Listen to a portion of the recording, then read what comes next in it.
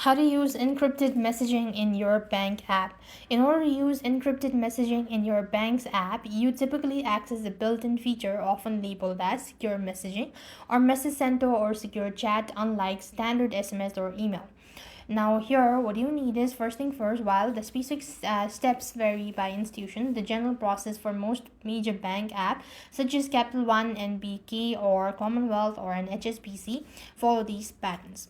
What you need is log into your app, authenticate using a username, face ID, a password and any required multi-factor authentication, all that.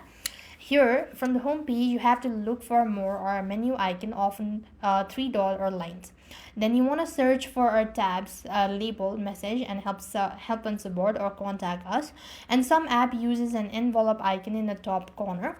You then need to go ahead and compose a message. Just tap onto the pencil shaped icon or a button labeled a new message or compose. Select a subject or a category from a drop down menu, and to route your message to your correct department.